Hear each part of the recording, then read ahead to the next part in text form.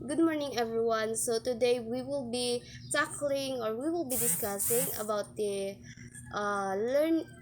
teaching content which is under the instructional learning process. So at the end of this lesson, the student will be able to understand the importance of content in teaching, writing an essay about the importance of content in learning, appreciate different ways of learning using different content. So what is teaching content? So teaching content refers to the materials used in class or to construct a lesson plan. This content can use newspaper, books, podcasts, and puzzle. So it describes sources used to develop the skills and knowledge that enable people to the rules better. So teaching content are the teacher uses for the student to understand their discussion in front of the class easily. So why is teaching content important in education? So it is important because content in education add more context to the lesson plan while showcasing various points and ideas, and it helps students remain motivated and engaged as they study. So the teaching process requires teachers to strategically plan out lessons with diverse content. So this helps students learn with context so they develop a deep understanding rather than just memorization. So here's the application of content in learning. For example, here in language learning, they uses the content which is the videos and pictures so that student will be able to learn or understand what they are learning, and it is the same with this problem solving which they uses the content visual graphs and podcasts as well. In current event, they uses news article for the student to understand what is happening around them. So next is challenge with content in education and learning. So reliable content and book bannings. The teachers need to make sure that the content they use is reliable and fact checked, which can be challenging in the age of misfortune and banned books. So to fairly represent the world and offer accurate information, the context teacher must pull from variety of sources on content.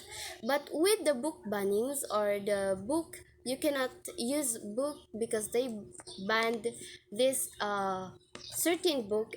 The teachers cannot find the right content for their learners, right? So next is the access to content. So even without book bannings, it can be difficult to access the right content for your student. So of course the teachers cannot or do not rely on one sources of information, so they have to expand their knowledge. They have to look for another for different sources so they can gather information which is um, right for the student to learn, or they cannot deliver information which is wrong. So why should a teacher present student with different content method? So first is to cater to different student learning styles. So the student have different learning style. First is the visual learners, which those are students who learn by seeing the materials, and the next is auditory learners, which those who learn by hearing the materials. Read and write learners, those who learn by repetition of reading and writing materials. And last is kinesthetic learners, which those who learn by doing exercise to retain and understand information. So next is to improve student engagement. The large challenge, especially in teaching online, is distraction, of course.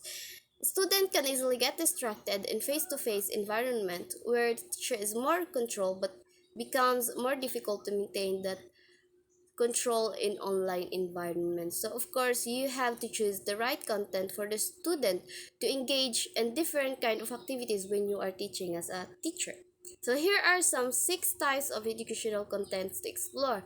So depending on your content goals, there are a bunch of different types of educational content that you can explore. First, here in puzzle, kids-friendly news articles, infographic, current event, and educational magazine.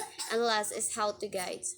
So, hope you understand the lesson about the teaching content.